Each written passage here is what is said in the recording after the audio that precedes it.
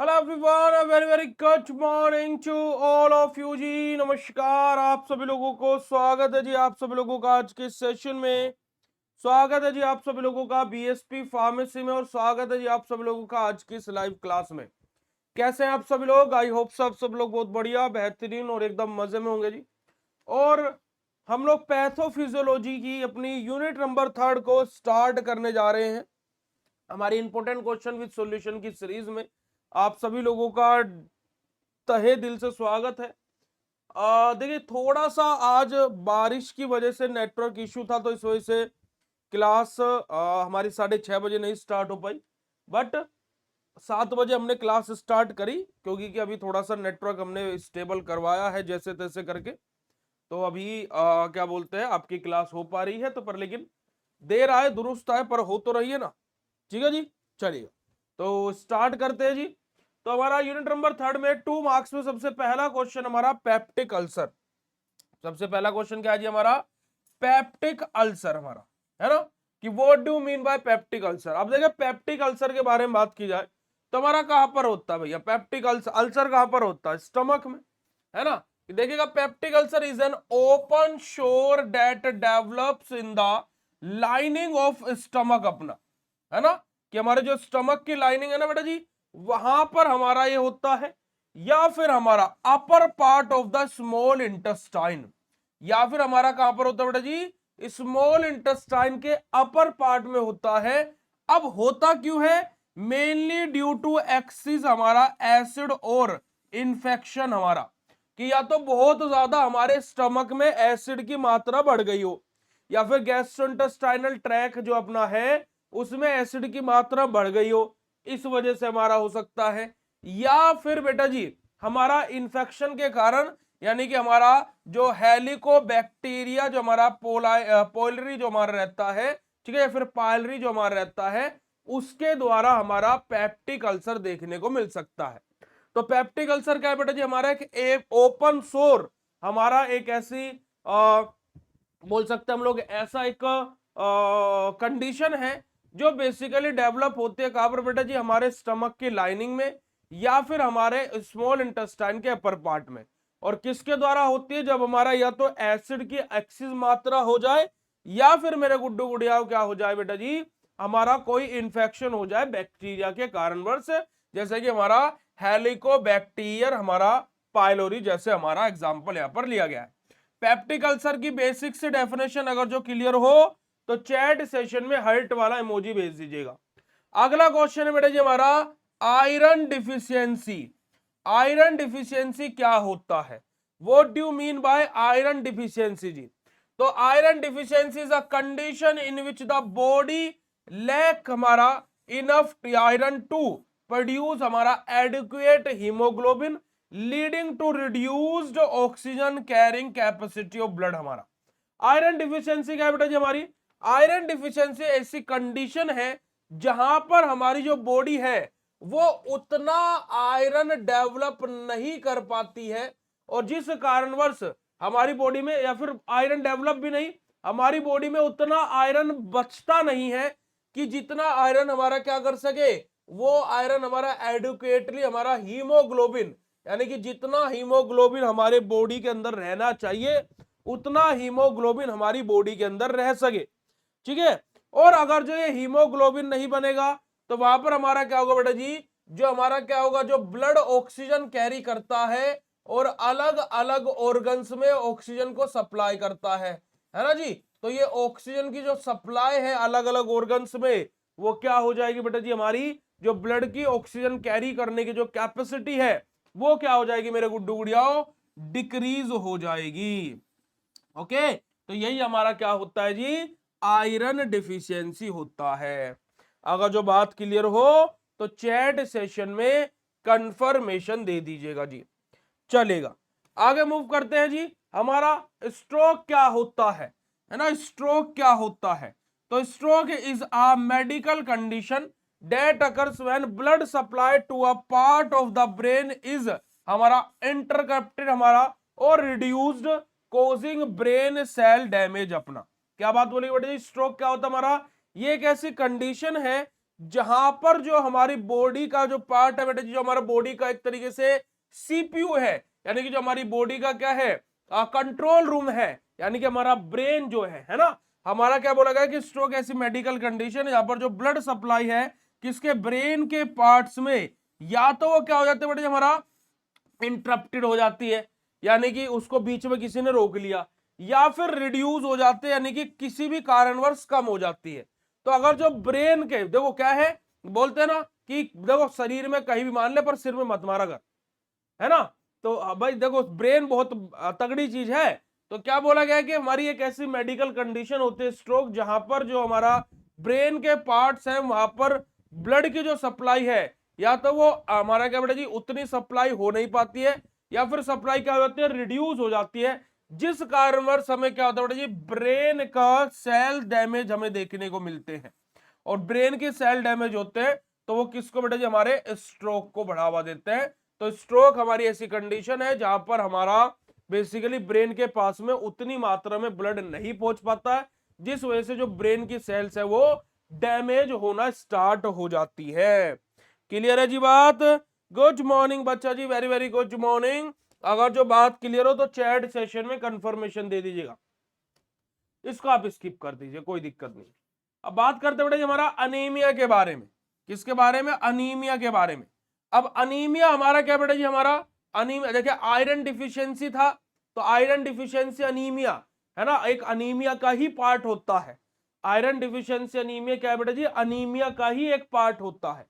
तो anaemia mainly हमारा ऐसी कंडीशन होती है जहां पर हमारा जो रेड ब्लड सेल है, आरबीसी है ना, उनका साइज छोटा हो सकता है, बड़ा हो सकता है, या फिर हीमोग्लोबिन पर डैमेज, मतलब हीमोग्लोबिन लेवल क्या हमारा डिक्रीज इंक्रीज हो सकता है। तो ये सब अलग अलग कंडीशन से हैं। तो anaemia is a condition in which the number of RBC यानी कि रेड ब्लड सेल और the level of haemoglobin is lower than normal. हमारा कि अनीमिया ऐसी कंडीशन है जहां पर हमारे जो आरबीसी है, आरबीसी है ना, आरबीसी है, या फिर जो हमारा हीमोग्लोबिन है वो अपने नॉर्मल लेवल से, है ना जी, अपने नॉर्मल लेवल से डिक्रीज हो जाए, कम हो जाए, है ना, resulting in decrease oxygen delivery to tissues. अब देखो हीमोग्लोबिन या आरबीसी जो होगी वो ब्लड में अगर जो डिक्रीज होगी तो ब्लड क्या करता है भैया, ब्लड करता है हमारा ऑक्सीजन को कैरी करता है, ब्लड ऑक्सीजन सप्लाई करता है पूरी बॉडी ऑर्गन्स में। अब ब्लड में भी ऑक्सीजन कौन कैरी करता है, आरबीसी, और आरबीसी में भी कौन कैरी करता है, हीमोग्लोबिन। अब अगर जो हीमोग्लोबिन की ही मात्रा कम हो जाएगी, डिक्रीज हो जाएगी, तो भैया जो बॉडी के अलग अलग टिश्यूज है उनके पास में उतना सफिशिएंट मात्रा में ऑक्सीजन नहीं जा पाएगा। अब भाई आप एक बात बताओ, आप 3 रोटी खाते हो, आप 3 रोटी खाते हो तब काम करते हो, है ना, तब आप काम करते हो। अब अगर जो मैं आपको बोलूं भैया अब आज आपको है ना आधी रोटी मिलेगी, बस आधी रोटी मिलेगी और काम उतना ही करना है, तो शायद आज तो आप काम कर दोगे, पर लेकिन मैं आपको अब बोलने लगूं कि भाई डेली ही आधी रोटी मिलेगी और काम इतना ही करना है, तो अब आप क्या बोलोगे, भैया देखो काम भी मैं कम ही करूंगा अगर जो रोटी कम दे रहे हो। करोगे या नहीं करोगे ऐसा ही? तो वही बात यहां पर हमारी है, अगर जो हमारे ऑर्गन्स को, टिश्यूज को ऑक्सीजन उतनी मात्रा में प्रोवाइड नहीं होगा जितना चाहिए, तो ऑब्वियसली वो काम कम करेंगे। अच्छा चलो काम से रिलेटेड छोड़ दो, इसको मशीन से समझो। मशीन मतलब गाड़ी। जैसे आपने बाइक में 100 रुपए का पेट्रोल गिरवाया और आपको 100 किलोमीटर दूर जाना है, तो क्या 100 रुपए के पेट्रोल में गाड़ी 100 रुपए 100 किलोमीटर चली जाएगी? नहीं जी। अगर जो गाड़ी को हमें प्रॉपर तरीके से 100 किलोमीटर लेकर के जाना तो उतना ही उसमें अंदर फ्यूल डालना पड़ेगा। ऐसे अगर जो हमें अपने ऑर्गन से सही तरीके से काम करवाना तो हमें उतना ही उनको ऑक्सीजन सप्लाई करना पड़ेगा। अब ऑक्सीजन उतना सप्लाई नहीं करेंगे तो हमारे ऑर्गन्स तो ठप होंगे ही। आ रही है बात समझ बेटा जी? यस और no? Write down in chats इन फटाक से। अरे आप तो आधी रोटी की जो फ्री में भी कर देंगे, चलेगा। तो यही हमारे क्या थे बेटा जी, 2 मार्क्स के क्वेश्चन थे हमारे। अगर जो क्लियर हुए हो तो चैट सेशन में कंफर्मेशन दे दीजिएगा जी, फटाक से चैट सेशन में कंफर्मेशन दे दो।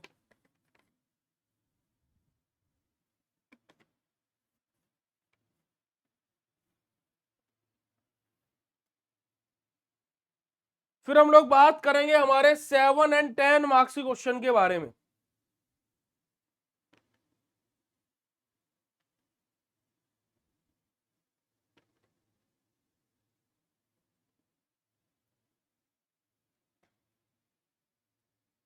चलेगा जी। तो 7 और 10 मार्क्स के क्वेश्चन में हमारा सबसे पहला क्वेश्चन है, right a short note on epilepsy. कि इपिलेप्सी के ऊपर हम लोगों को शॉर्ट नोट लिखना है कि इपिलेप्सी क्या होता है, उसके बारे में हम लोगों को बताना है जी। देखिएगा, अब देखिएगा, अगर जो मैं आपको बात 2 से 3 चीज बता देता हूं। देखिएगा, हाफ से कोई भी 7 या 10 नंबर में कोई भी बीमारी पूछी जाए, चाहे हाइपरटेंशन हो, चाहे आपका निमोनिया हो, चाहे आपका डेंगू हो, मलेरिया हो, सेक्सुअल ट्रांसमिटेड कोई डिसीज हो, है ना, कोई भी बीमारी है, कोई भी, है ना बेटा। देखिए, मैं आपसे एक ही बात बोलूंगा, if you are mad then मैं आपका इलाज नहीं कर सकता हूं, ठीक है। आप पागल हो, और ये बात चिल्ला चिल्ला करके सबको मत बताया करो कि आप पागल हो। मैं जानता हूं आप पागल हो, आप जानते हो आप पागल हो, पर जो बाकी बच्चे हैं क्लास में उनको क्यों बताना आप पागल हो। एक ही बात को डेली हर क्लास में बोलने से आपकी बात बड़ी नहीं हो जाएगी। करूंगा मैं वही जो मैं कर रहा हूं, सिंपल बात है। जब मैं आप लोगों को बोल बोल कर करके डेली डेली बेटा आपका यही कमेंट होता है, डेली डेली आपका यही कमेंट होता है, और मैं लिटरली आपको बता रहा हूं इतनी देर में बच्चे की आईडी ब्लॉक कर देता हूं मैं। सिंपल बात है। देखो, मैं प्यार से आपसे बात करता हूं, प्यार से आपको पढ़ा रहा हूं, आपको प्यार से बोल बोल करके थक गया हूं कि भैया ये यूनिट वाइज इंपोर्टेंट क्वेश्चन अगर जो तैयार कर लिए, ना तुम्हें सीवाईक्यू की जरूरत पड़ेगी, ना तुम्हें मां इंपोर्टेंट क्वेश्चन की जरूरत पड़ेगी। मैं ये नहीं बोल रहा हूं मैं नहीं कराऊंगा, बट अगर जो तुमने ये कर लिया तो तुम्हें किसी और चीज की जरूरत नहीं है, ना तुम्हें प्रीवियस ईयर क्वेश्चन पेपर करना ना कुछ। अब इतनी सरल सी बात पहली क्लास का बच्चा सीख जाएगा। पर बात हकीकत की ये भी है ना कि फार्मेसी में आने के बाद में बच्चों के दिमाग में भूसा भर जाता है, उन्हें लगने लगता है कि हो रहा है अब तो। और देखो, दूसरा एक अच्छा इंसान वो होता है कि जो अपनी काबिलियत को किसी को ना बताए, और आपकी काबिलियत है कि आप बेवकूफ हो, तो आप सबको मत बताओ। डोंट से एनीवन कि मैं बेवकूफ बेवकूफ बेवकूफ बेवकूफ, क्यों बताना सबको। डेली एक ही क्वेश्चन, डेली एक ही क्वेश्चन। अरे दूसरी बात, मैं अब दूसरी बात एक और बात बताऊं, I hate the concept of महा important question, literally I hate the concept of unit wise important question, because I believe in the syllabus, not in the important question. And shame on you कि जो आप important question के ऊपर depend है, Shem on you कि आप जो महा इंपोर्टेंट क्वेश्चन के ऊपर डिपेंड है, क्योंकि आपके माँ बाप ने आपको पूरा सिलेबस पढ़ने के लिए भेजा है, महा इंपोर्टेंट क्वेश्चन पढ़ने के लिए नहीं भेजा है, ठीक है, याद रखिएगा। और डेली डेली एक बात पूछने से आपकी बात बड़ी नहीं होगी। जब मैं बोल चुका हूं कि जब तक मैं यूनिट वाइज इंपोर्टेंट क्वेश्चन सारे सब्जेक्ट के खत्म नहीं करा देता, तब तक ना आपके महा इंपोर्टेंट क्वेश्चन स्टार्ट होंगे ना सीवाईक्यू स्टार्ट होंगे, डेट से it was a clear concept thing. आपको समझ में आते हो समझ में आए, वरना इसका वॉइस रिकॉर्ड कर लो दूसरे फोन से, सुनते रहा करो, रिंगटोन भी लगा लो ही, कि तभी होंगे जब महा इंपोर्टेंट क्वेश्चन तभी स्टार्ट होंगे जब यूनिट वाइज इंपोर्टेंट क्वेश्चन खत्म हो जाएंगे। डेली यही बच्चा डेली हर क्लास में एक ही क्वेश्चन, अब डेली डेली आंसर दे इस बात का, और फिर बोल देते हो कि टीचर गलत है, कि भैया आप तो गुस्सा करते हो। यार तुम क्वेश्चन ही ऐसा पूछते हो, मतलब ये मैं इधर टाइम पास के लिए करा रहा हूं, मेरे दिमाग में कमी है। अजीब बात है यार। चलेगा, अब हम लोग बात करते बेटा जी, write a short note on epilepsy के बारे में। मैं आपको क्या बता रहा था, हाँ मैं आपको बता रहा था कि अगर जो कोई भी बीमारी, कोई भी प्रकार की बीमारी अगर जो आ जाए, तो उसमें हमें कुछ इन चीजों का ध्यान रखना है कि ये पॉइंट हमें जरूर लिखने, ठीक है। सबसे पहला क्वेश्चन, पहला हम लोग क्या करेंगे बेटा जी, उसका इंट्रोडक्शन लिखेंगे,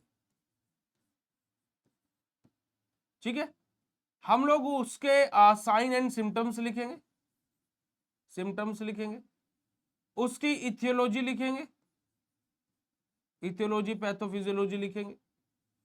हम लोग बेटा जी उसके मैनेजमेंट लिखेंगे, यानी कि उसका एक तरीके से ट्रीटमेंट कैसे करेंगे, ठीक है जी, डायग्नोसिस कैसे करेंगे। तो हमारे कुछ पॉइंट्स हैं जो हम लोग हर एक बीमारी के अंदर 5-6 पॉइंट ये हमारे हैं जिसको हम लोग लिखेंगे ही लिखेंगे, है ना, जिसको हम लोग क्या करेंगे बेटा जी, लिखेंगे ही लिखेंगे, चलेगा। तो हम लोग बात करते बेटा जी हमारे एपिलेप्सी के बारे में। एपिलेप्सी, एपिलेप्सी हमारी क्या होती है बेटा, जैसे क्रोनिक न्यूरोलॉजिकल हमारा डिसऑर्डर रहता है। एपिलेप्सी क्या बेटा जी, हमारे क्रोनिक न्यूरोलॉजिकल डिसऑर्डर रहता है, क्रोनिक बोला गया। अब जहां पर भी क्रोनिक आ जाए, चलो देखो आपका पूरा सेमेस्टर खत्म होने वाला है, अगर जो किसी बीमारी के आगे क्रोनिक लिखा हो बताना जरा उसका क्या मतलब होता है। पूरा सेमेस्टर तुम्हारा चला गया सेकंड, है ना, बताना जरा चलो कि अगर जो किसी बीमारी के आगे क्रोनिक लिखा हो तो उसका मतलब क्या होता है।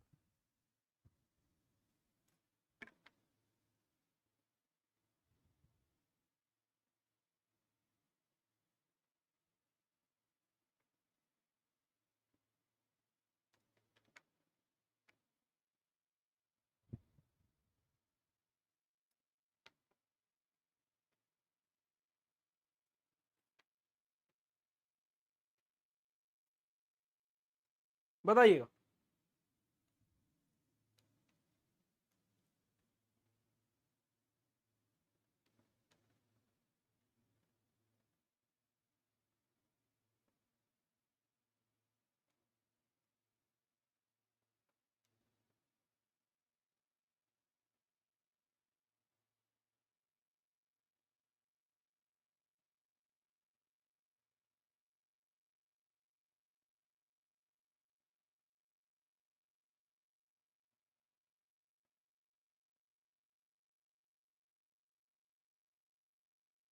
अम्बे,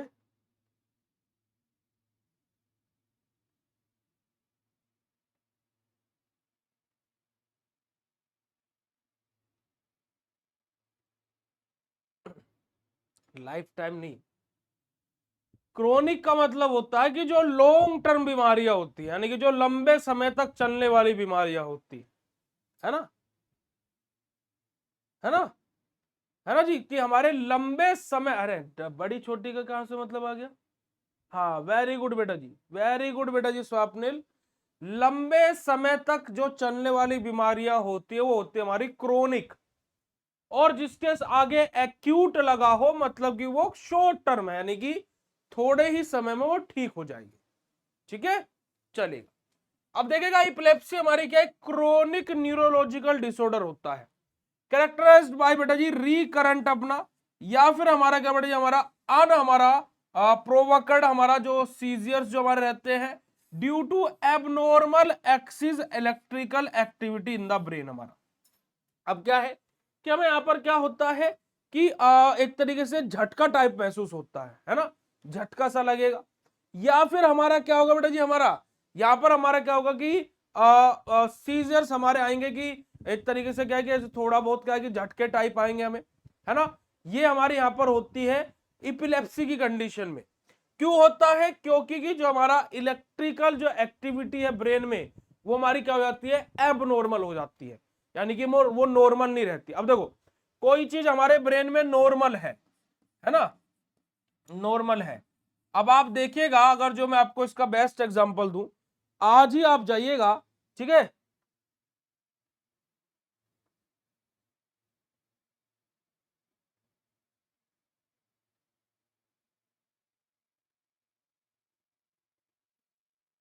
बेटा अविनाश जी, देखिए लिमिट को क्रॉस नहीं करना चाहिए, और आप नहीं सिखाएंगे कि क्या करना है क्या नहीं करना है, ठीक है, आपसे क्वेश्चन का तो आंसर हुआ नहीं, फालतू की बकवास कर रहे हो यहां पर यार, मतलब कि क्या क्या हो तुम, मतलब क्या हो तुम, कुछ नहीं हो तुम, कुछ भी नहीं हो बेटा जी तुम, ठीक है, ना तुम्हारे अंदर एक एक एक एक परसेंट भी संस्कार है, ना तुम्हें बात करने की तमीज होती है, ना तुम्हें किसी चीज की तमीज होती है, क्वेश्चन पूछ लो तो तुमसे बताए नहीं जाएंगे। मेरी क्लास में आज के बाद बेटा अविनाश तुमने कमेंट कर दिया ना, कसम से तुम्हारा कोर्स मैं बंद करूंगा। ठीक है, मैं तुम्हें बहुत क्लासेस से देख चुका हूं, तुम अपने लिमिट से ज्यादा बोलते हो। आ रही है बात समझ में? ठीक है जी। तो क्या है कि बेटा जी आप कभी भी अभी अभी इस क्लास के बाद में भी जाना, आपके आसपास कोई इलेक्ट्रिसिटी वाले भैया होंगे, उनके पास में एक मीटर रहता है येलो से कलर का, उसमें एक ब्लू और रेड या फिर ब्लैक और रेड वायर उनके पास में होगी, है ना। उसको आप ऐसे अपने माइंड पर लगाइएगा ऐसे यहाँ पर, तो उसमें क्या होगा, हल्की सी जो सुई है वो हिलेगी, यानी कि अगर जो देखा जाए तो हमारी बॉडी में भी करंट है। अब इसका दूसरा प्रूफ क्या है? ठीक है, अब इसका दूसरा दूसरा प्रूफ क्या है? देखो, आपने पहले सेमेस्टर में पढ़ा था इलेक्ट्रोलाइट्स, है ना। क्या पढ़ा था? इलेक्ट्रोलाइट्स पढ़ा था, इलेक्ट्रोलाइट्स। अब इलेक्ट्रोलाइट्स में आपने देखा होगा कि हमारी बॉडी के अंदर अलग अलग आयंस होते हैं, हमारे कैटायन एनायन, यानी कि पॉजिटिव चार्ज नेगेटिव चार्ज, है ना, होता है नहीं होता है। ठीक है जी। बेटा अविनाश, मैं आपको एक ही बात बोलूंगा कि मेरा तरीका है क्वेश्चन पूछ करके पढ़ाने का, आप में हिम्मत नहीं है क्वेश्चन का आंसर करने की तो शांत रहो, और अगर जो आप में आपके बस की नहीं मेरी लाइव क्लास लेने की तो रिकॉर्ड ही देखा करो, बट मेरे को क्लास में ज्ञान मत दिया करो। You are not able to give me the gyaan in the class, because I know कि मुझे कैसे पढ़ाना है, and I know very well कि मुझे कैसे पढ़ाना है ना। That was the reason I am only one and I am only one teacher in the B Pharma who was studying live in the classes. No one will be teach you in the live. तुम्हें हिंदी तो समझ में नहीं आती तो English में सुन लो, और इसका हिंदी अनुवाद बता देता हूं। मैं एकमात्र ऐसा टीचर हूं जो 3 साल से 4 साल से लाइव क्लासेस बी फार्मा में प्रोवाइड करा रहा हूं, और ना किसी से हुई है और ना कोई करता है। हर कोई रिकॉर्डेड बेच रहा है, हर कोई रिकॉर्डेड छाप रहा है, ठीक है ना। मैं अकेला ऐसा पागल इंसान हूं इस बी फार्मा में जो लाइव भी देता है।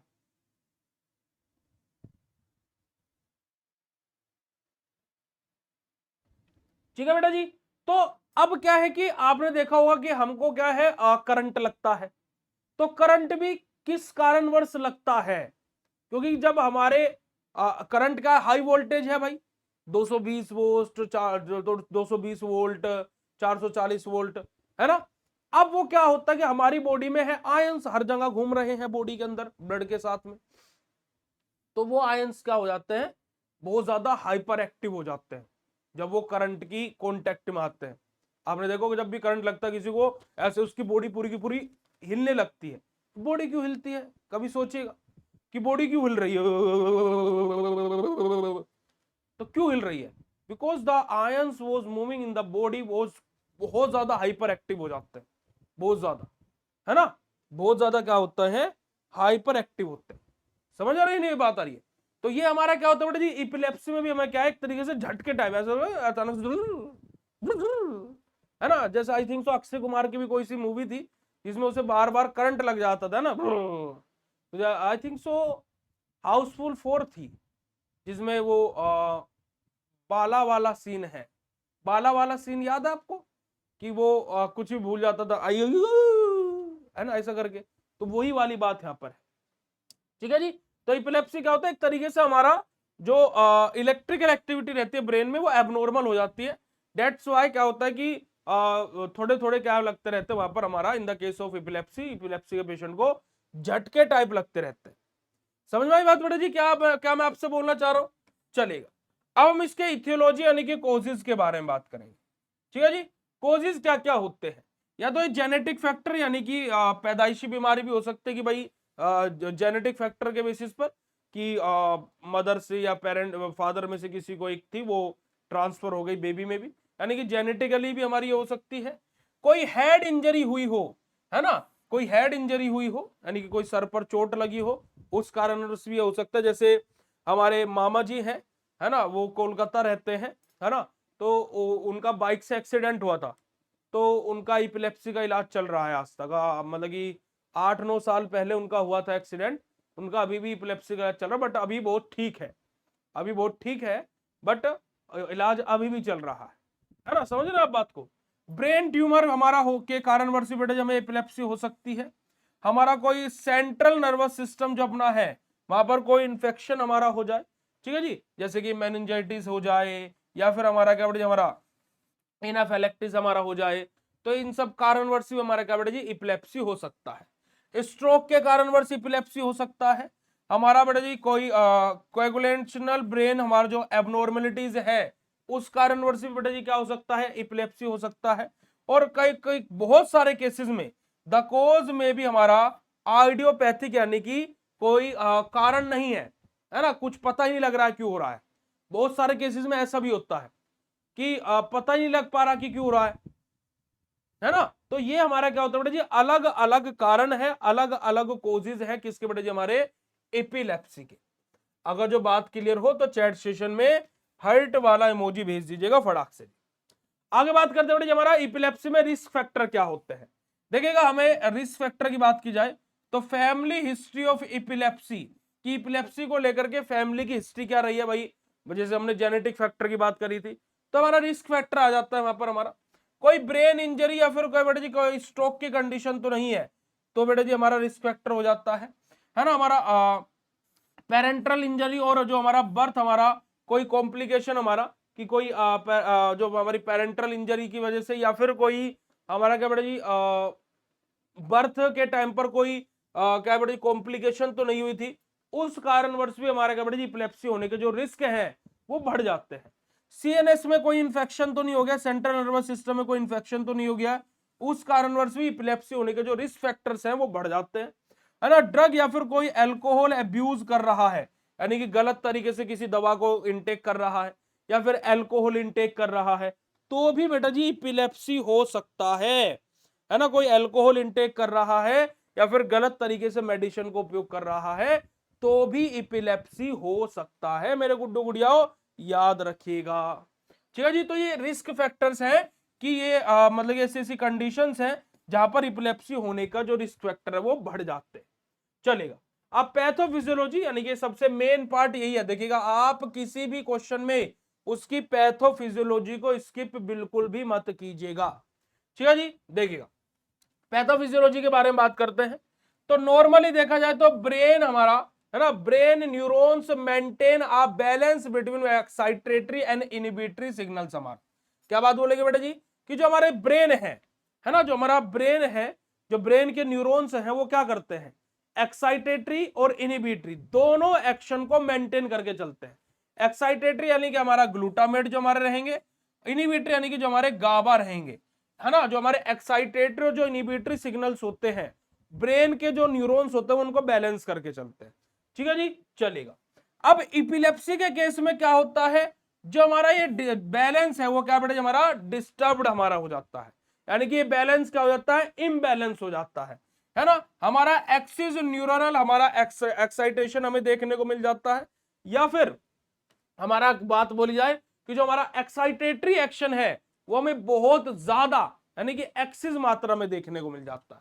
ठीक है जी, अब abnormal electrical discharge occur in a group of neurons, यानी कि हमारा हाइपर एक्साइटेबिलिटी हमें देखने को मिलेगी कि जो हमारा क्या है कि जो इलेक्ट्रिकल डिस्चार्ज है ना हमारे न्यूरॉन्स के अंदर, उनके क्या बेटे जी एबनॉर्मलिटी हमें देखने को मिलेगी, जिस कारणवश जो हमारा एक्साइटेटरी एक्शन है बहुत ज्यादा बढ़ जाएगा, जिसको हम क्या बोलते हैं, हाइपर एक्साइटेबिलिटी हम लोग बोलते हैं। ठीक है जी, दीज डिस्चार्ज हमारा बेटा जी हमारा जो हमारे डिस्चार्जेस हैं spread to the nearby brain area, है ना। हमारा वहां पर हाइपर बेटा जी हमारा बेसिकली कि जो हमारे ये डिस्चार्ज है यानी कि जो हमारी जो कंडीशन है अब वो क्या होगी, धीरे धीरे ब्रेन के आसपास के एरियाज में भी फैलनी स्टार्ट हो जाएगी। ठीक है जी, तो यहां से हमारा क्या होगा, हाइपर हमारा क्रोनोजिनेशन हमें यहां पर देखने को मिलेगा। हमें यहां पर क्या बेटा जी हाइपर सिंको क्रोनोजिनेशन हमें यहां पर देखने को मिलेगा, जो हमारा किसको लीड करेगा, सडन या फिर अनकंट्रोल न्यूरोनल हमारा फायरिंग को हमारा लीड करेगा, जहां से हमें बेटा जी हमारा सीजियर्स आने स्टार्ट हो जाएंगे, यानी कि एक तरीके से हमें क्या बेटा जी एक तरीके से दौरे टाइप आने स्टार्ट हो जाएंगे। और depend on the area of the brain कि कौन सा एरिया ब्रेन का वहां पर इन्वॉल्व हुआ है, डिफरेंट टाइप ऑफ सीजियर्स हमारे आ सकते हैं, यानी कि अलग अलग प्रकार के जो सीजियर्स हैं वो हमें यहां पर देखने को मिल सकते हैं। तो अगर जो मैं पैथोफिजियोलॉजी की बात करता हूं तो देखो नॉर्मली हमारा जो ब्रेन न्यूरॉन है वो क्या करते हैं बेटा, हमारे एक्साइटेटरी और इनहिबिटरी एक्शन को बैलेंस करते हैं। पर लेकिन in the case of epilepsy हमारा क्या हो जाता है कि जो हमारे एक्साइटेटरी है वो बहुत ज्यादा बढ़ जाता है, जिसको हम लोग हाइपर एक्साइटेटरी भी हम लोग बोल देते हैं, ठीक है जी। और यहाँ पर हमारा क्या होता है कि फिर ये धीरे धीरे ब्रेन के आसपास के एरिया में भी फैलना स्टार्ट हो जाता है, जिस वजह से हमारा क्या है कि जो सडन या फिर अनकंट्रोलेबल हमारा जो न्यूरोनल हमारी जो फायरिंग है वो हमारी स्टार्ट हो जाती है, जो कि हमारा सीजियर्स को लीड करती है। अब कौन से ब्रेन का एरिया है ना इस चीज में इन्वॉल्व हुआ है, उसके बेसिस पर हमारे जो ये सीजर्स हैं वो अलग अलग डिफरेंट डिफरेंट टाइप्स के होते हैं। ठीक है।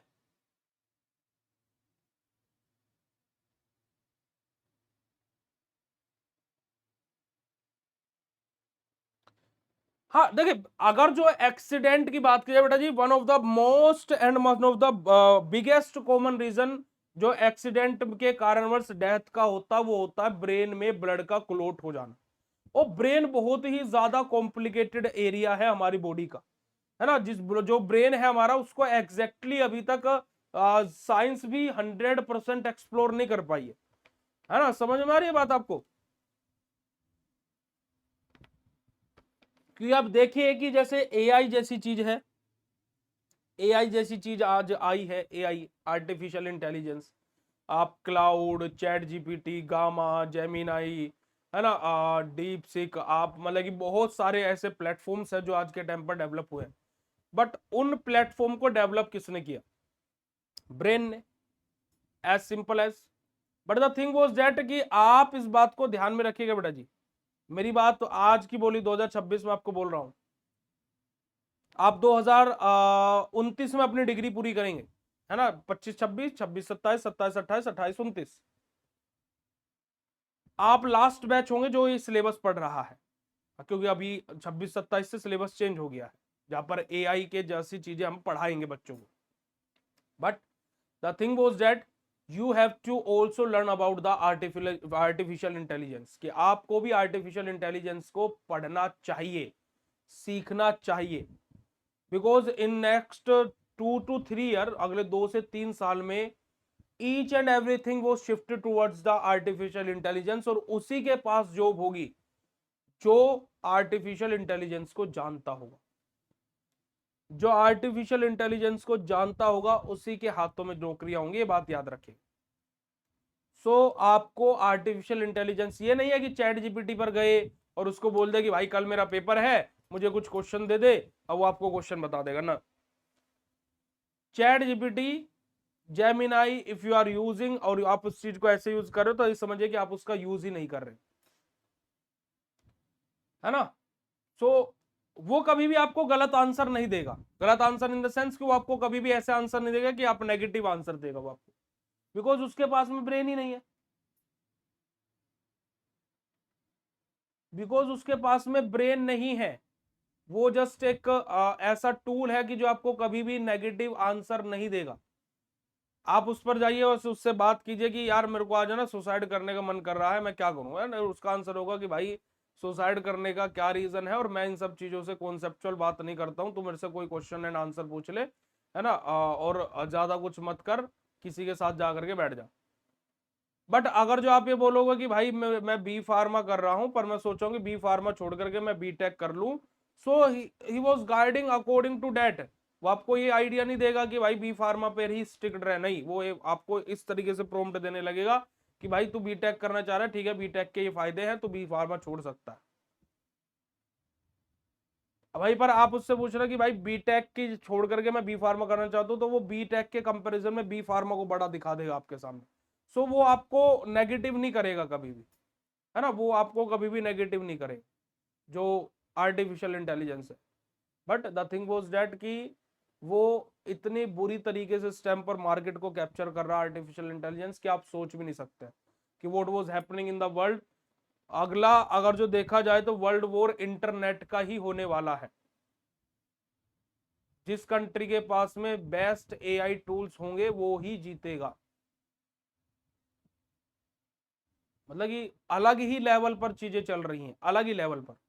Obviously I am also using AI, मैं उसको एक्सप्लोर कर रहा हूँ, मतलब कि एआई को मैं फार्मा में कैसे यूज कर सकता हूँ, how can I use that in the pharma field.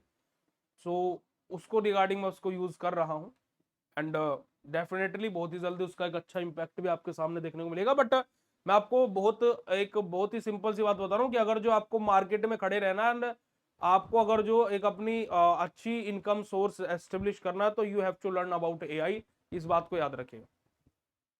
मैं भी अभी एक छोटा सा चीजें डिजाइन कर रहा हूँ, कोर्स डिजाइन कर रहा हूँ कि बेसिक एआई क्या होता है, what was basic artificial intelligence, कैसे हम प्रॉम्प्ट दे सकते हैं, है ना। अब देखिए आज के टाइम पर आप भी क्या सोचते होंगे कि अपनी गिबली इमेज बना ली, दैट वाज नॉट एआई कि वो ये प्रॉम्प्ट कॉपी करो ना भाई, प्रॉम्प्ट की कोई जरूरत ही नहीं है उस चीज में। आप जाइए सिंपल, अभी जैसा आपने देखा होगा कि वो भगवान जी के साथ में कार में बैठे हुए है ना, और वीडियो बना ली। सो वो कोई कि ये प्रॉम्प्ट कॉपी करो, that was a fake thing, nothing was that. बस जाइए जेमिनाई पर बैठिए और अपने फोटो अपलोड कीजिए और आप उससे बोलिए कि convert this image in a trending thing, like I am sitting on the front of the car seat and three god, the god Ganesha, god Lord Hanuman, and god Shiva was sitting in my front car, was driving by god Hanuman, and in the back side seat god Krishna and god Shiva was sitting in my back side seat, create a image on that। अब हमें कोई prompt या कुछ भी copy करने की जरूरत नहीं, आप ये बातें उसको स्पीकर में भी बोल सकते हैं एंड वो आपके सामने की इमेज जनरेट करके दे देगा। उस इमेज को डाउनलोड करो, है ना, video.ai में जाओ, वहां पर जाकर के उस वीडियो को अपलोड करो, convert this image in a trending reel format of 16:9 and the video size will be 4 to 8 second and all the members which was in this image are shaking their hands and seeing outside the window. That से आपने prompt दिया, कोई copy paste करने की जरूरत नहीं, अपनी भाषा में बोलो, वो आपके सामने की इमेज, आपके सामने एक वीडियो जनरेट करके दे दे, as simple as. But the AI was beyond that, वो तो एक क्या है कि समझिए कि वो बेसिक भी नहीं है, एआई का ए भी नहीं है वो तो कोई छोटा बच्चा भी उठ करके कर देगा, है ना। तो हम गिबली इमेज बना करके, लड़कियां साड़ी पहन करके फोटो खिंचवा रही है, तो देखिए हमारे दुर्भाग्य है कि इंडिया का कल्चर है कि हम हमारा साड़ी सूट, है ना, ये सब हमारा कल्चर रहा है। एंड आज हमें साड़ी पहनने के लिए, लड़कियों को साड़ी पहनने के लिए एक एआई का यूज करना पड़ रहा है कि मेरी इस इमेज को ए साड़ी पहना दो। सो बहुत बड़ा मतलब कि एक मैसिव चेंज आ रहा है। आप अगर जो अभी देखे, मैं आपको बहुत बड़ा ये मैसेज दे रहा हूं कि अभी आप संभल गए ना बेटा जी, सो आप ये समझिए कि आप मार्केट में कंपटीशन में खड़े हो जाओगे, वरना मतलब कि बहुत तगड़ा डिस्ट्रप्शन आने वाला, डिजास्टर आने वाली कसम से। जिससे एआई आता है वो जॉब मिलेगा, उसको बहुत बढ़िया जॉब मिलेगा, बट जिससे एआई नहीं आता है उसको जॉब नहीं मिलेगा, एज सिंपल एज। ठीक है, अब तो देखो ऑटोमेशन पर काम होने लगा है, आप अगर जो बिलीव करेंगे ऑटोमेशन पर, एंड मतलब कि मैं भी उस चीज पर वर्क कर रहा हूँ, एंड आई एम मतलब कि मैं सीखता रहता हूँ इन सब चीजों को। तो ऑटोमेशन क्या है कि मैं एक मतलब कि मेरा एक जनरेटर बना रहा हूँ। मैं जस्ट सुबह को उठा and I am just giving him कि भाई मेरी 2 क्लासेस है यूट्यूब पर, बीएससी फार्मेसी पर मेरी शेड्यूल करो, एंड मेरी ऐप पर मेरी नोटिफिकेशन शेड्यूल करो, ऐप पर मेरी क्लासेस शेड्यूल करो। I am just giving the prompt to that generator only. अब वो मेरा यूट्यूब खोलेगा खुद ही, वो मेरी वीडियो को शेड्यूल करेगा, जा करके मेरे को खुद ही मैनुअली नहीं करना है, मेरे वो ऐप खोलेगा और ऐप को वो मेरी लाइव शेड्यूल कर देगा। एट द एंड पढ़ाने तो मैं ही आऊंगा, बट मैं यूट्यूब पर जाकर के मेरी लाइव शेड्यूल कर रहा हूँ, ऐप पर जाकर के मेरी लाइव शेड्यूल कर रहा हूँ, बट मैंने जस्ट उसको एक वॉइस कमांड दिया कि भाई मेरी 2 क्लासेस इस टाइम सेकंड सेमेस्टर में और इसमें शेड्यूल कर दे, यूट्यूब पर शेड्यूल कर दे, मेरी ऐप पर नोटिफिकेशन शेड्यूल कर दे। जो काम एक बंदा मेरा वो कर रहा था, मेरा काम वो कर रहा है, तो मैं क्यों किसी को सैलरी पर रखूंगा,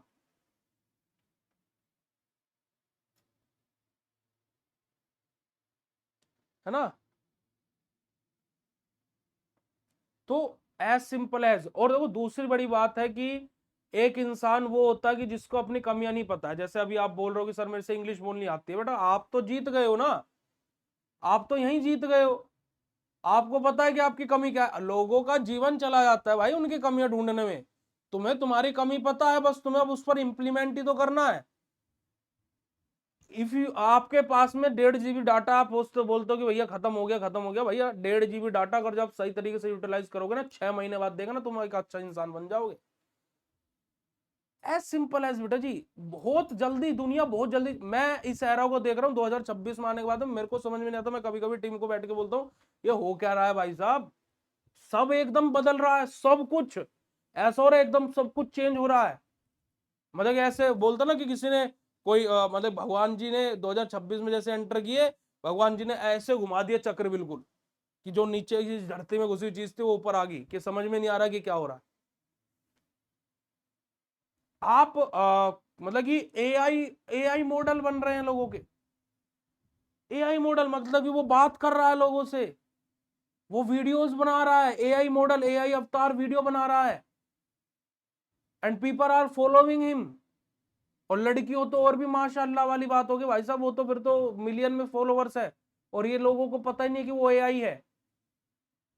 अभी एक रिसर्च के अकॉर्डिंग एक ट्रम्प का एक सपोर्टर थी, and she was posting is post, कभी वो बर्फ के पानी, बर्फ में नहा रही है, कभी वो बीच पर नहा रही है, कभी कहीं, एंड मैसिव, मतलब कि बहुत ही सुंदर, मतलब एक तरीके से actress, actress model type, and she was uploading in the favour of Trump, है ना, जो ट्रम्प है ना यूएसए वाला, उसके फेवर में चीजें अपलोड किया करती थी अपने अकाउंट पर। और कभी ठंडे पानी, मतलब कि माइनस कितने डिग्री सेल्सियस पर वो नहा रही है, सब कुछ कर रही है, एंड पीपल आर भाई यार कि तुम ऐसे कैसे कर सकते हो, कमेंट्स भरे पड़े हैं। But the according to the research, अब जाकर के पता लगा है, वो अकाउंट 2021 या 22 का था, अब जाकर के पता लगा है कि वो एक एआई अकाउंट था, वो लड़की संसार में एग्जिस्ट ही नहीं करती है। अब सोचिए कि कितने मिलियन फॉलोवर्स है और लोग बाग उसको पहचान नहीं भाई, भाई ये एआई है। That was the thing, and वो हो रहा है भाई दुनिया में, दुनिया में चीजें एग्जिस्ट कर रही हैं। हम बोलते रहे कि नहीं है नहीं है, नहीं, बट हो रहा है। आर्टिफिशियल इंटेलिजेंस इतनी बुरी तरीके से घुस गया है मार्केट में, और अगर जो आपने अभी भी इसे ग्रैब नहीं किया तो भाई पीछे रह जाओगे, मेरी बात को ध्यान में रखो, है ना। तो ये बात आपके लिए बहुत ज्यादा इंपॉर्टेंट है, बहुत ज्यादा मैंडेटरी है बेटा जी। आपके टाइम पर तो देखो मैंडेटरी है, ये सीखना, एआई सीखना बहुत ज्यादा जरूरी है ना, बहुत ज्यादा जरूरी है। चलिए अब देखिए हमारे जो अलग अलग जो बेटे जी हमारे जो सीजर्स जो हमारे आते हैं वो अलग अलग होते हैं। एक हमारा फोकल हमारा रहता है ना, जैसे हमने अभी क्लासिफिकेशन के बारे में बात करी थी, एक हमारा फोकल सीजर रहता है, यानी कि after one part of the brain हमारा, कि हमारा क्या बेटे जी, हमारा क्या करता है बेटे जी, हमारे एक पार्ट को ब्रेन का अफेक्ट करेगा, मे और मे नॉट भी अफेक्ट हमारा बेटे जी, हमारा जो कॉन्शियसनेस है उसको अफेक्ट कर भी सकता है, नहीं भी कर सकता। दूसरा हमारा बेटे जी, हमारा जर्नलाइज जो हमारे सीजर जो हमारे रहते हैं, इन्वॉल्व द एंटायर ब्रेन, ये पूरे ब्रेन में हमारा इन्वॉल्व होगा। यहाँ पर हमारा ट्रोनिक, हमारा क्लोरिक हमारा रहेगा, यानी कि हमारा ग्रैंड मॉल हमारा यहाँ पर रहेगा बेटे, हमारा एब्सेंस यानी कि हमारा पिटल मोल हमारे यहाँ पर रहेगा, और हमारा मायोक्लोनिक हमारा या फिर हमारा एटोनिक सीजर हमें यहाँ पर देखने को मिलेगा जी। इन द ये हमारे सीजर के टाइप हम लोग यहाँ पर बता रहे। अब अगर जो एपिलेप्सी के साइन और सिम्टम्स के बारे में बात करते हैं बेटे, हमारा सडन हमारा क्या बेटे, हमारा मूवमेंट हमारा है ना, जैकिंग हमारा हो जाएगा, यानी कि हमारा जो एक तरीके से क्या है, जो मूवमेंट एक तरीके से हमारा अचानक से रुक जाएगा, है ना। हमारा जो कॉन्शियसनेस है उसका लॉस भी हो सकता है ना। टेम्पररी कंफ्यूजन हमें हो सकता है कि अचानक से कंफ्यूजन टाइप है, क्या हो रहा है, अचानक से ये वाली कंडीशन भी आ सकती है ना। हमारा स्टेरिंग हमारा बेटे जी स्पेल्स भी हमें हो सकता है, जो मसल है, मसल्स का स्टफनेस हमें देखने को मिल सकते हैं, या फिर मूवमेंट जो है हमारे आर्म्स का या लेग्स का वो अनकंफर्टेबल हो सकता है। जैसे मेरे को जब मेरा ये वाला शोल्डर टूटा, मतलब कि डिसलोकेट हुआ था, एंड मेरी कोई जब इसको लोकेटेड किया गया था, तो ऑपरेशन जब इसका हुआ था, तो कोई बोला जा रहा है कि नस यहाँ पर कोई दब गई थी, ऐसा बोलते हैं देसी भाषा में। सो मेरे को क्या हो रहा था कि ये हाथ देखो, किसी का अगर जो शोल्डर टूटा हो, नहीं एआई इज अनसेफ है, but the thing was that कि हम कब तक आते रहेंगे उस चीज को, हम कब तक आते। एक टाइम पर जब कंप्यूटर आया था तो उसको भी अनसेफ बोला गया था, मोबाइल आया था उसको भी अनसेफ बोला गया था, बट लैपटॉप आया था उसको भी अनसेफ बोला गया था, बट हमने उसको अडेप्ट किया ना अपने अकॉर्डिंग। एज सिंपल बेटा, सेफ क्या है, गाड़ी चलाना सेफ है नहीं है, बाइक चलाना सेफ है नहीं है, बट हम चलाते हैं ना फिर भी। That was the thing. AI safe है या नहीं वो हमारे हाथ में ना, if we are using it in the our favour, कि अगर जो हम उसको अपने अकॉर्डिंग यूज कर रहे हैं, तो that was the safe thing. As simple as बच्चा। अब आपको कोई आया यूट्यूब पर आकर के ज्ञान पेर करके चलेगा कि एआई पर तुम अपनी इमेज अपलोड करोगे, ये करोगे, फलाना ढिमकाना। इफ देखो, सिंपल एज मेरा थंबनेल बनाता था एक बंदा, थंबनेल बैनर सब कुछ करता था। The AI generate this thumbnail for me, सबसे बेस्ट एग्जांपल। इस थंबनेल में क्या दिक्कत? The AI generated this thumbnail for me. मेरे अकॉर्डिंग जो इंसान मेरा थंबनेल बनाता था उससे अच्छा थंबनेल अब मेरा एआई बना रहा। ये इमेज मेरा थंबनेल जो है मेरा एआई ने बना।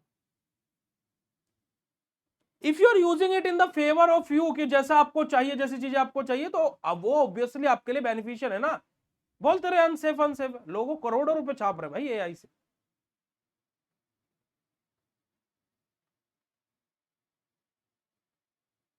हाँ, वो ब्रेन में जो करंट की एबनॉर्मलिटी है ना, वही वाली चीज है, अचानक से हो जाना, है ना। सो सेफ और अनसेफ का एरा चला गया बेटा जी। If you have the money then you are safe, that's it. ये आज का सत्य है ना जी। ये आज का बेटा जी सत्य है कि अगर जो आप भाई, सिंपल सी बात है, अगर जो आप क्या बोलते हैं उसको, आपके पास में पैसा है तो आप सेफ है, ठीक है। न, वो ऐसा जितना नहीं सिखा पाएगा कि how to give the prompt and the all this thing. तो हाँ, बट एक्सप्लोर कीजिए, है ना। टक्कर तो मारिए उसके साथ में, कुछ नहीं तो कुछ तो सीखने को मिलेगा। टक्कर मारिए उसके साथ में। देखो, वो एक ऐसा इंसान है जो आपको कभी नेगेटिव नहीं बोलेगा, कभी फ्रस्ट्रेशन निकालने उसे गाली दे दो, वो कुछ नहीं बोलेगा, बस वो बोलेगा भाई आप शब्द का उपयोग मत कर, डेट्स इट। मतलब कि आपको कोई फ्रस्ट्रेशन भी निकालनी है तो जाकर के उसको गालियां दे दो। और गाली देना अच्छी बात नहीं होती, but I am just asking you कि वो एक ऐसा इंसान है कि जो आपकी गालियां भी सुने, आपको रिटर्न में कुछ नहीं बोले।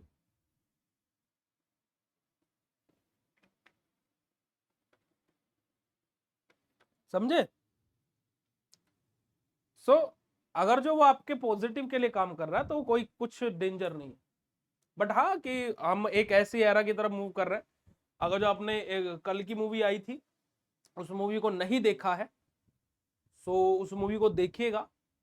एंड लिटरली अब मुझे ऐसा फील होने लगा है कि दुनिया वैसी ही होने वाली है।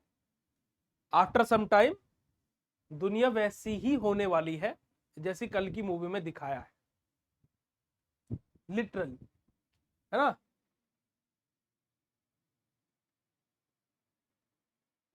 है ना।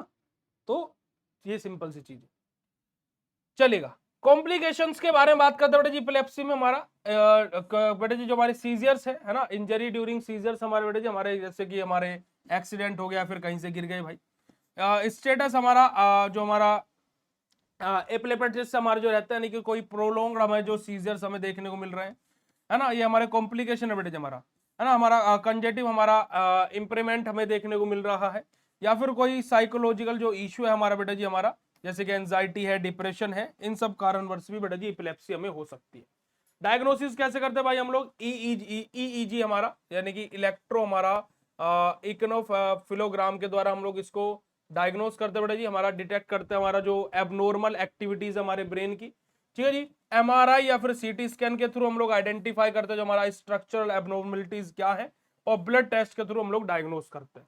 मैनेजमेंट यानी कि ट्रीटमेंट कैसे करते हैं बेटा, हमारा एंटी इपिलेप्टिक ड्रग हम लोग देते हैं, जैसे कि हमारा फेनिटोइन हमारा, है ना, वेलप्रोएट हमारा, है ना, कार्बामेजेपिन हमारा, ये सब के सब हमारे क्या बेटा जी हमारे एंटी इपिलेप्टिक ड्रग्स हम लोग देते हैं। सर्जरी भी हम लोग करते हैं सीवियर केसेस में हमारे बेटा जी। लाइफ स्टाइल मैनेजमेंट करते हैं, नहीं कि प्रॉपर आपको भाई जिनको भी इपिलेप्सी की कंडीशन है कि भाई आपको प्रॉपर स्लीप लेनी है, ठीक है। कल की भाई, कल की, है ना, आपको अवॉइड करना है अल्कोहल को, ज्यादा स्ट्रेस नहीं लेना है, स्ट्रेस को कंट्रोल करना है। उसी के द्वारा, उसी के साथ साथ हमारा जो कीटोजेनिक हमारा जो डाइट है, कुछ पेशेंट्स को कीटोजेनिक डाइट भी दी जाती है, ठीक है जी। तो यही बेटा जी हमारा इपिलेप्सी है, जो कि हमने आज खत्म करा। उसी के साथ साथ इपिलेप्सी हमारा खत्म है, पर लेकिन आज हम लोगों ने इपिलेप्सी तो चलो ठीक है, बट आज हम लोगों ने बहुत ज्ञान की भी बात करी आपके साथ में, जो कि बहुत ज्यादा जरूरी भी थी। तो आज का सेशन हमारा यहीं पर ही हम लोग एंड करेंगे। इपिलेप्सी हमारा इसी के साथ में समाप्त होता है। यूनिट समाप्त नहीं हुई है, इपिलेप्सी समाप्त हुई, ठीक है, चलिए। सो आज के सेशन को यहीं पर एंड करते हैं भाई, और फिर आप लोगों से शाम को मुलाकात करते हैं HAP human anatomy and physiology की यूनिट नंबर 3 के साथ में। Thank you so much for joining this session. Bye bye everyone, have a nice day to all of you. And दूसरी बात ये है, मोटिवेशनल शायरी। मोटिवेशनल शायरी बेटा जी, मैं आज आप लोगों को जो खुद के ऊपर सेल्फ डाउट होता है उसके ऊपर बोलना चाहूंगा कि देखिएगा कि जब तक आप हो तब तक कोई कुछ नहीं कर सकता है, किसी का भी, है ना, कि अपने ऊपर विश्वास रखो। तो इसी वजह से मैं एक बहुत अच्छी लाइन मैंने पढ़ी थी और बहुत अच्छी लाइन है कि जल गया सब तो फिर बचा क्या, और बच गया मैं तो फिर जला ही क्या। है ना, कि अगर जो सब कुछ जल गया तो फिर बचा ही क्या है भाई, और अगर जो मैं बच गया हूं तो फिर जला ही क्या है भाई। ठीक है जी, तो सिंपल सी बात है। चलिए, तो आज के सेशन को यहीं पर एंड करेंगे भाई। अपना ध्यान रखिएगा बेटा जी। लव यू ऑल, शुक्रिया, नमस्कार, जय हिंद। मिलता है फिर आप लोगों से शाम को। Love you all, thank you so much.